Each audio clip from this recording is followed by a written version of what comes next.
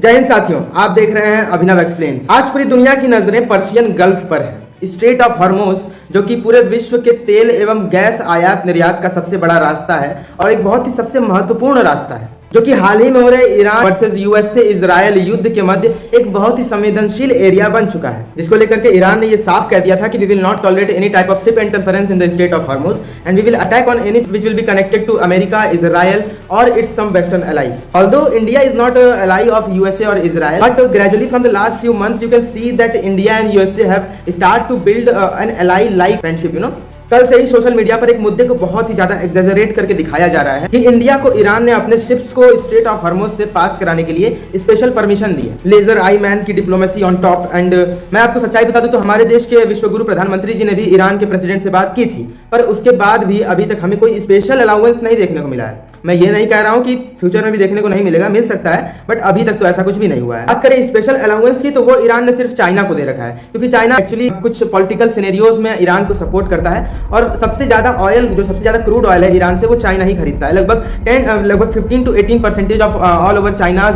Crude oil is supplied from Iran and पूरे Iran का 80 से 90% क्रूड ऑयल जो है चाइना ही खरीदता है। और देश इतना तेल उससे इसलिए नहीं खरीदते क्योंकि उस पर सैंक्शंस लगे हुए हैं। Coming back to the point, 28 फरवरी 2026 जब ये वॉर स्टार्ट हुआ तब गल्फ ऑफ पर्सिया में इंडिया के 29 फ्लैग्ड शिप्स मौजूद थे। उन्हीं 29 शिप्स में से एक दी शेनलोंग, जो कि एक सुएज़मैक्स टैंकर है जो कि सऊदी अरेबिया से क्रूड ऑयल कैरी कर रहा था, लगभग 1 मिलियन बैरल्स। शेनलोंग 1 मार्च को रास तनूरा सऊदी अरेबिया से रवाना होता है इंडिया के लिए। 8 मार्च को वो पहुंचता है स्ट्रेट ऑफ हॉर्मुज पे, जो कि रेस्ट्रिक्टेड एरिया है ईरान के द्वारा। ईरान की चेतावनी को मद्देनजर रखते हुए उस शिप के भारतीय कैप्टन सुशांत सिंह संधू ने उस शिप का AIS सिस्टम, उस शिप के AIS ट्रांसपोंडर्स को बंद कर दिया, यानी कि ऑटोमेटिक आइडेंटिफिकेशन सिस्टम को ऑफ कर दिया, जिसके कारण 24 घंटे के लिए वो जो शिप था वो किसी भी वर्ल्ड GPS में अनट्रैकेबल हो गया।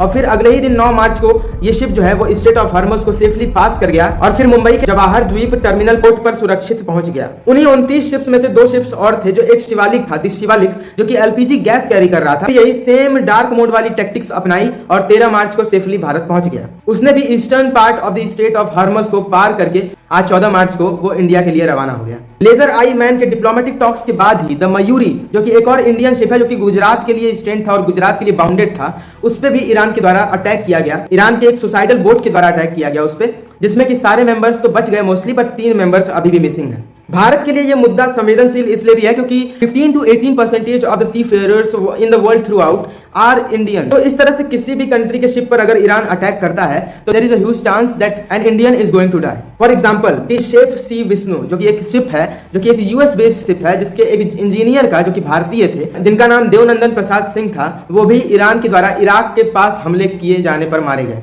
दोस्तों, there are still 27 Indian flagships which are stranded at the Persian Gulf waiting for the allowance of Tehran. तो सोशल मीडिया पर दिखती हर एक पोस्ट को don't believe and for more informative videos do subscribe Abhinav explains.